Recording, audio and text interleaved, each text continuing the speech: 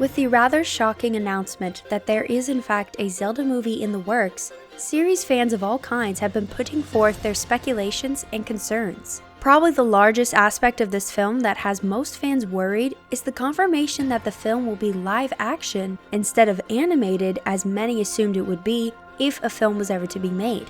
I, however, am in the minority on this issue. Live action is indeed a massive risk, but an excellent one that I believe will hopefully pay off big time.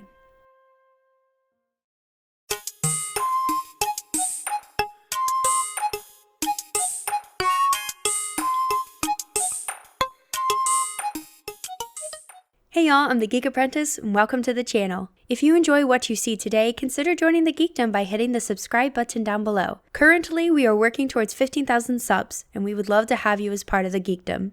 While I personally have never desired a Zelda film and never thought it was a good idea, as I would much rather play Zelda than watch it, I have also always held on to the unpopular thought that if it did happen, that animation wasn't the best way to go. In fact, my very first video on the channel covered this very topic. You may give it a watch if you wish, but honestly, it's very old, poorly filmed and edited, and frankly, a lot of what I cover there, I will be covering partially in this video and more of it in future videos discussing the Zelda film. Although it is kind of fun to see how far I've come as a creator. That said, one thing I believe I did alright on was articulating my thoughts on the matter itself. One of those being why live action would be the more solid choice. This decision by Nintendo is certainly not without its risks, however. In fact, I fully acknowledge that animation would be the safer choice, just not, I believe, the better one. Don't get me wrong, I'm sure a decent Zelda film could be made with animation, but just not as good as live action. And with great risks, assuming everything goes right, comes an equally great payoff. And that's exactly what I'm going to look into. Risk versus payoff.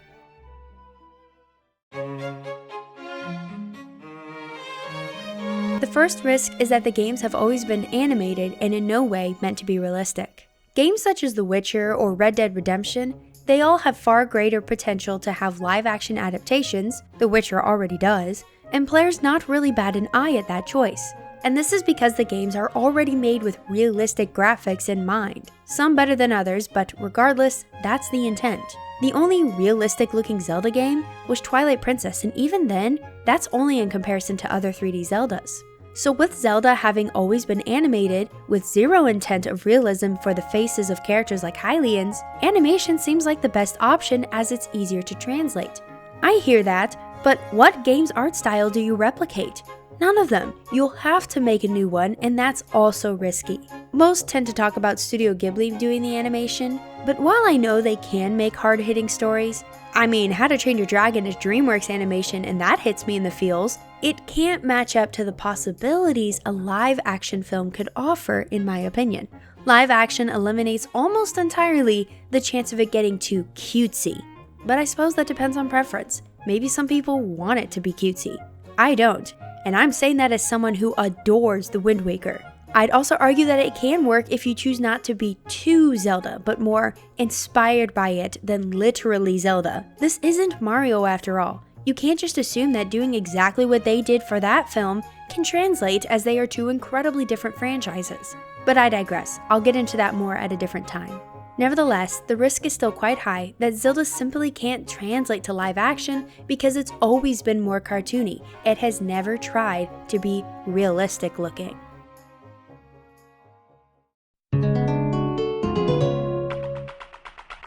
Breaking down the risks further, what about the other races? I mean, of course Hylians and Gerudos are fine, but the Zora, Gorons, Rito, whether the Wind Waker or Breath of the Wild iteration, Koroks even? You can't just leave them all out, right? Of course not. So are they partially or entirely CGI? The risk of them simply looking bad is staggering, unless you have the talent, perseverance, patience, and of course, money. Illumination Studios had to push themselves like crazy for the Mario movie. I know, I just said you can't use the same formula, but this is different. Avatar, anyone? I mean, I found the film incredibly boring, but I can't deny the technological advances for the film were phenomenal. So while I cannot personally picture in my head what they ought to look like through this medium, I still think going the path of inspired by Zelda games, while still being recognized as the respective races, and taking them in a newish direction could work with the aforementioned formula. talent, perseverance, patience, money. Things Nintendo certainly has in spades. Still, I recognize the risk involved.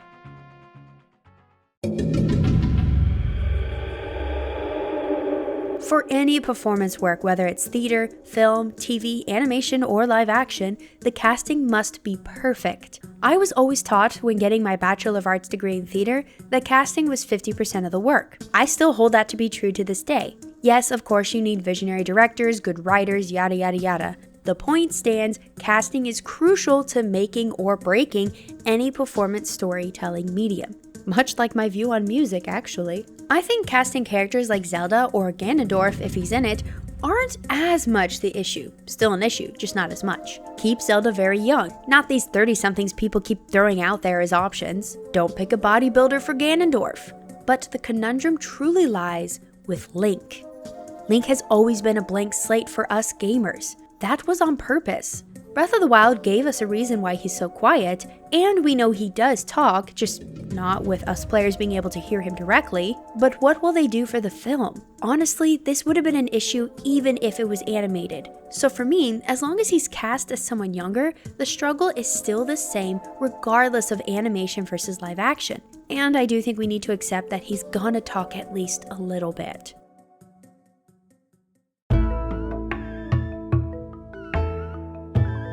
I've brought up How to Train Your Dragon a couple of times now, but it's a good example of a hard-hitting and borderline dark animated series. But you know what? It's still silly. Very silly. Its intent was children after all. You can only make animation so gritty, right? But here's the problem. With animation, you can get away with cheesiness and still be believably dark. With live action, especially considering how the Zelda games are, there is the risk that it becomes the bad kind of silly. Link's tunic, certain enemies, the races, the Triforce itself, they all could either look epic in live action or absolute trash. Cheesy even. I mean, I have yet to see someone dress up as Link in his iconic green tunic and hat and not look ridiculous, unless they're under the age of 11. Not saying you can't do that on your own time. Have fun dressing up. I love cosplaying. But for a film, that's just one example where they will have to modify so it doesn't come across cheesy. Sorry, but the hat has got to go. Will modifying these things be tricky? Yes. Impossible? No. Not if you're open to them. So the risk is either silly because you have a million unnecessary Easter eggs, or it's epic if you're willing to modify some stuff and only leave in the essentials and focus on a good story with a well-done cast, and in the end it's at least recognizable as Zelda. But there's a formula, I think, for that, one of which I'll break down in a future video. In fact, maybe this is a good time to remind you that if you're enjoying this, subscribe and turn on the notifications by hitting the bell so you know when that video comes.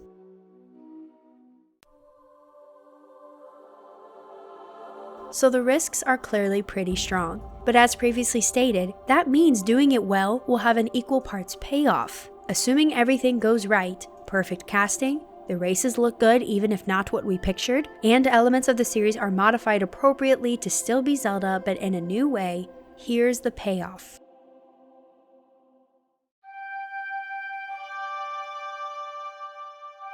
You cannot tell me that having elements of magic, if you will, can't work in live action. Have you watched Harry Potter? What if that series had been animated? Sure, the characters could have looked exactly the way they were described in the books, but you cannot deny it would have been sillier, and it's already a little silly, and nowhere near as immersive. In my opinion, they did that film series well. Choosing live action for Zelda means this is a chance to give us a real-world intense Zelda, something you couldn't achieve in animation, not as thoroughly or as strongly. Of course it won't be like the games, but it never could have been no matter the format they filmed it in, so you have to be open and you might be surprised.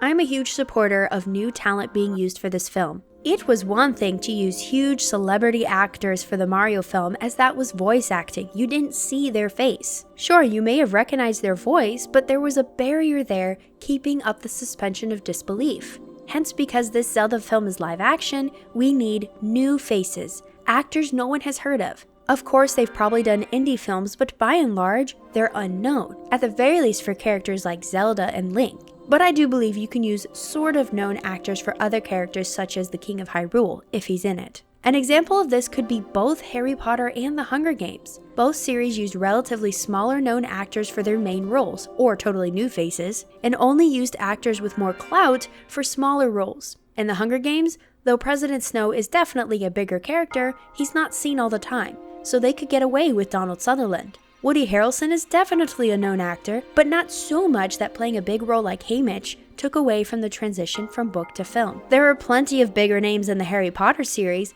but let's be real. How many of them were super well known prior to the Harry Potter series? Not many, hardly any. Now they're known, but of course they are because of Harry Potter. Neither of those series really used celebrities, if you will, just good actors. Clout didn't matter. The Mario film used plenty of celebrities and they got away with it due to it being animation. This film is not animated, so new faces are a must. That will make believing they are those characters all the more easy, a simpler transition. And they must also be prepared to always be known as that character forever and ever.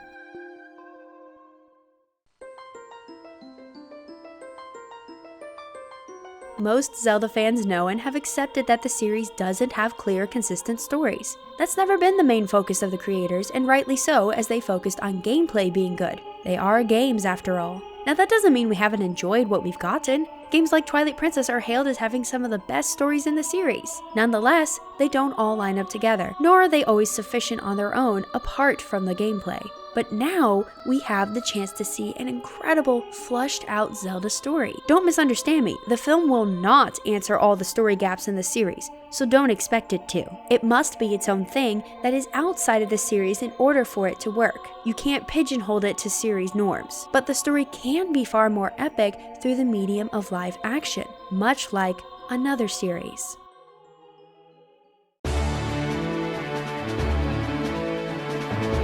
I keep using the word epic, and I'm referring to something very specific when I do. Zelda has medieval vibes, right? Along with crazy looking creatures, a heroic story, full of adventure. You know what else does? Lord of the Rings. Yes, that is what I personally want and think could happen. If you understand this won't answer all of our game story questions, that it can't feel like a game because it's not, and can be open to a great story told through live action that will be done well and probably have to deviate from the series at least a little bit to work best, then you will get an epic Lord of the Rings-like adventure, but in the world of Zelda, and I think that could be amazing. Look, no matter which way you slice it, live action or animation, there's heavy risk involved. Movies are not games.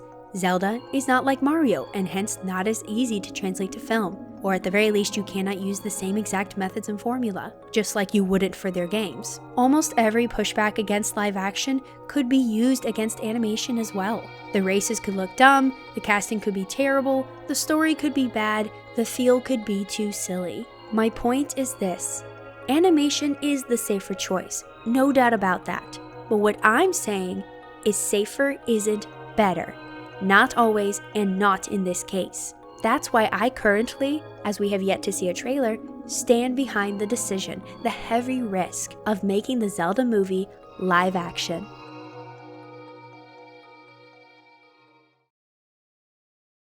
Thank you all so much for watching this video. Be sure to give it a thumbs up and consider becoming a citizen of the geekdom by hitting the subscribe button and hitting the bell so you're notified when I upload more videos or live stream. Currently I'm streaming a couple times throughout the middle of the week with games like Minish Cap, but I also stream on Sunday nights playing games with all of you in the community. And of course, let's keep the conversation going by commenting below what you're most excited about in the Zelda film, your hopes and dreams, or nightmares for it. And finally, a huge thank you to all my patrons who help the channel financially. I recently acquired a wireless keyboard and mouse for the first time. I've been wanting one for a while so I don't have to hunch forward when trying to type on my laptop or using a tiny little touchpad to edit all my videos. Yeah, I've been doing that for 5+ years. And I was only able to get these because of my amazing patrons, such as my newest patron, Catherine. I'd like to especially thank all of those who support at the highest level in the Hylian Knight tier: Joking Batman, Geek Mom, Lorulian Sheep, and McToppler. Y'all are amazing. But anyway, that's all for today. Thank you for watching.